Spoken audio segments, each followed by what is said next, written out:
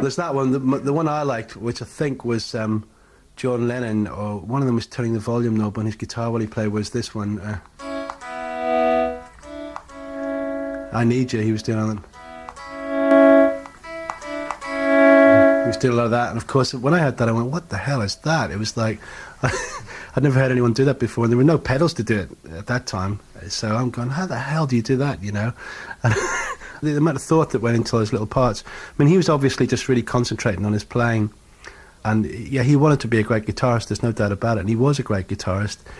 He was very unique, and he took a lot of those rockabilly influences and he brought them into pop songs in a way that hadn't been done before. He just had that lovely kind of lilt to his playing, like that came from listening to people like Carl Perkins and, you know, the Dwayne Eddies and all these sort of people. I mean, he did a lot. I mean, I can't play that stuff very well, but it was all that.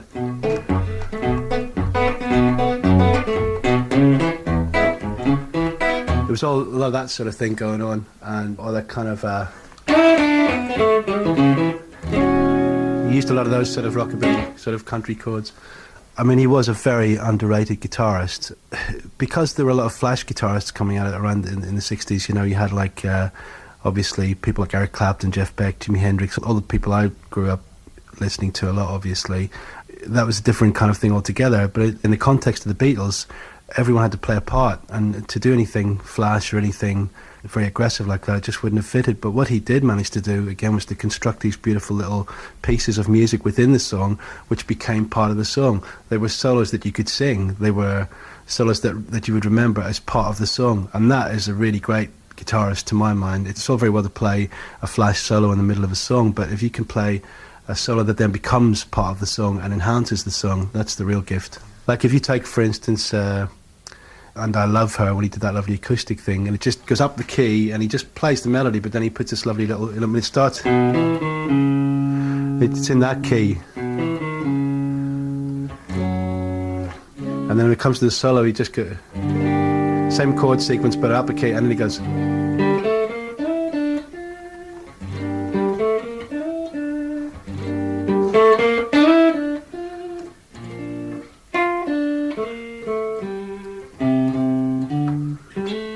and then he has that, just finishes with that little flourish. It's beautiful.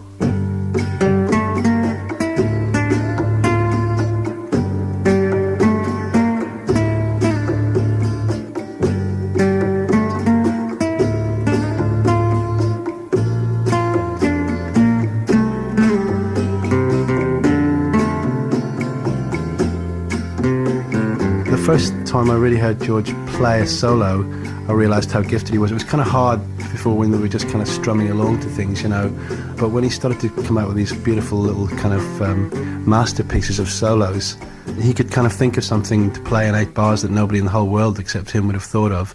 You realised that there was a kind of a genius at work there, and to me he was a great melodic influence. Personally, as a guitarist, he was very strong on melody, and if I hadn't started to play around the time I did, I don't think I'd have such a melodic background as I have now. I wouldn't have that kind of sense of melody if it wasn't for George, I don't think. In A Hard Day's Night, you know, when it goes to that, the solo in the middle, which a lot of people at that time, in its day, thought it was like a lightning fast solo, but by today's standards it wasn't. It was doubled up with the piano or whatever, but it was like that. You know, that kind of thing. That kind of thing. And also the way he started the song with a chord which I thought was, and then I met him years later, and I played, he said, no, that's not it. And he said, no, it's this chord. So it's that. And I played it and I went, are you sure? And then I felt my cheeks go red, you know, I should never have said that. One of those things you regret saying forever, you know. And he said, I think so, yeah.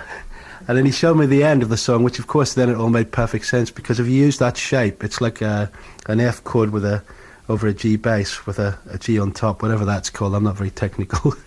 But anyway, at the end he plays that chord, but then he plays it as an arpeggio, which is... So it makes perfect sense, actually. He also showed me that I was doing that wrong as well all those years, because it was, he played it... because it was a 12-string, you got...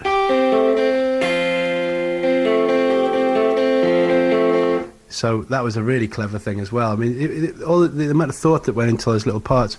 And George's adoption of the Rickenbacker electric 12-string guitar, seen in A Hard Day's Night, brought another element to the Beatles' sound and was a particular inspiration to Roger McGuinn, who in early 1964 was playing in folk clubs around Greenwich Village. I'd been playing acoustic 12-string, and when I saw A Hard Day's Night, I noticed that George had a guitar that sounded really cool, but it looked like a 6-string from the front. And then he turned sideways, and I could see 6 other tuning pegs sticking out the back, and I went, wow, that's an electric 12-string. So I did get one. I traded in my Gibson acoustic 12 and a 5-string banjo for this Rickenbacker 360 electric 12-string, and boy, did I love it.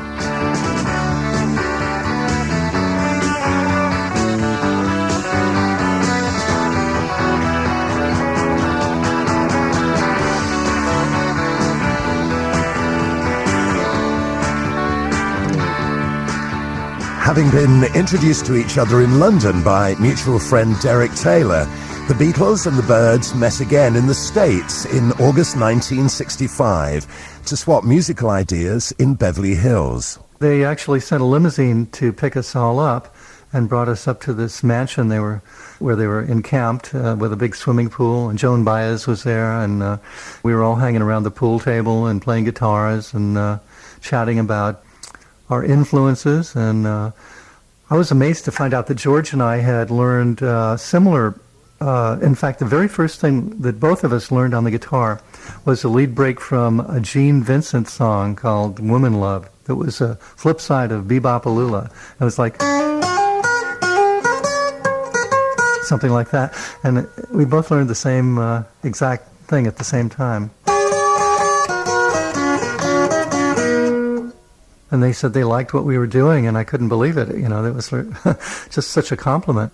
And a few months later, Roger received a musical tribute on the new Beatles album, Rubber Soul. Derek Taylor came over with a copy of Rubber Soul, and If I Needed Someone was highlighted. And the message was that he told Derek to tell me that he'd built the song around the riff from Bells of Rimney, which is...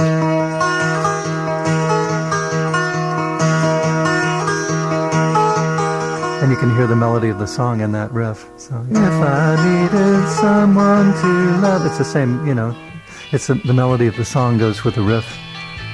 It was really an honor. If I needed someone to love, you're the one that I'd be thinking of.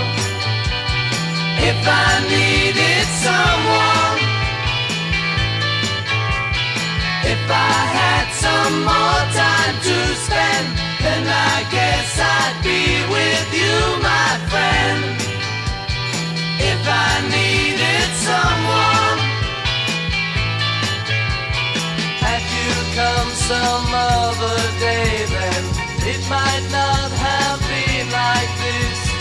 But you see, now I'm too much in love. Carve your number on my wall, and maybe you will get a call from me. If I needed someone,